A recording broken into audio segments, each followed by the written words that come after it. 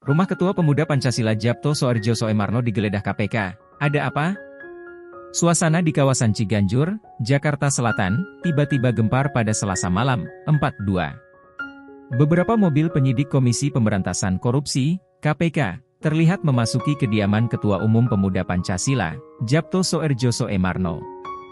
Penggeledahan ini langsung mengundang tanda tanya besar. Ada apa sebenarnya?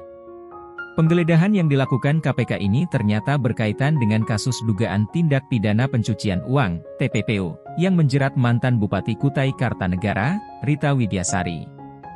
Sebelumnya, Rita telah divonis 10 tahun penjara sejak 2017 akibat kasus gratifikasi terkait perizinan proyek di pemerintah Kabupaten Kutai Kartanegara.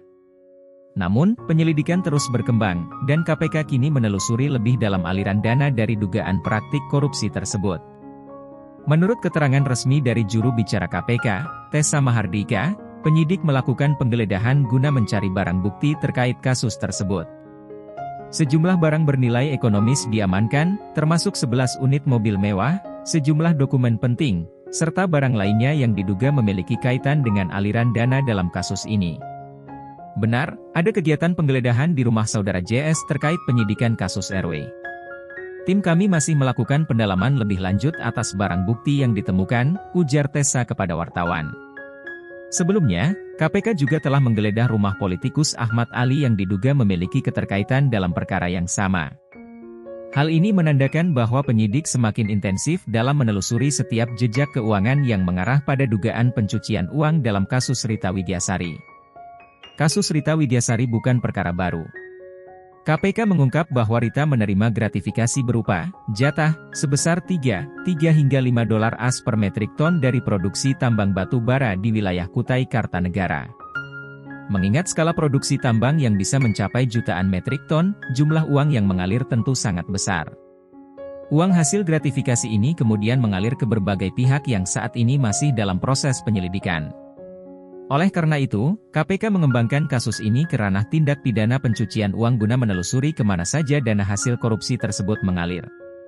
KPK berkomitmen untuk melakukan aset recovery atau pemulihan kerugian keuangan negara dari hasil korupsi. Barang-barang yang telah disita, termasuk 11 unit mobil mewah dan sejumlah dokumen dari rumah Djapto Soerdjo Soemarno, akan ditelusuri asal-usulnya. Jika terbukti terkait dengan aliran dana haram, aset tersebut berpotensi dirampas untuk negara. Selain itu, beberapa nama lain juga disebut-sebut dalam proses penyelidikan. Termasuk dalam daftar pemeriksaan adalah Said Amin, seorang pengusaha tambang yang juga menjabat sebagai Ketua Asosiasi Provinsi, Asprof, PSSI Kalimantan Timur. KPK memastikan bahwa mereka akan terus memanggil saksi-saksi lain yang dianggap mengetahui atau terlibat dalam aliran dana mencurigakan ini. Hingga saat ini, Djapto Soerdjo Soemarno belum memberikan pernyataan resmi terkait penggeledahan rumahnya oleh KPK. Publik pun mulai bertanya-tanya, apakah ada keterlibatan lebih jauh dari Ketua Umum Pemuda Pancasila ini dalam kasus yang menyeret Rita Widyasari? Atau, apakah penggeledahan ini hanya sebatas mencari barang bukti yang kebetulan berada di lokasi tersebut? Di sisi lain, masyarakat luas berharap agar kasus ini dapat segera diungkap dengan transparan. Tidak sedikit yang mendukung langkah KPK dalam menindak tegas siapapun yang terlibat dalam dugaan tindak pidana korupsi, tanpa pandang bulu. Kasus ini kembali menunjukkan bahwa korupsi tidak hanya berdampak pada satu individu, tetapi bisa menyeret banyak pihak dalam lingkaran yang luas. Dengan penggeledahan ini, KPK menunjukkan komitmennya untuk terus menelusuri jejak aliran dana hasil korupsi dan memastikan bahwa aset-aset yang diperoleh secara tidak sah dapat dikembalikan kepada negara. Apakah penggeledahan ini akan membuka babak baru dalam kasus Rita Widyasari? Ataukah akan ada nama-nama besar lain yang terseret? Kita tunggu perkembangan selanjutnya. Yang pasti, langkah KPK ini semakin membuktikan bahwa upaya pemberantasan korupsi masih terus berjalan dan tidak mengenal kompromi.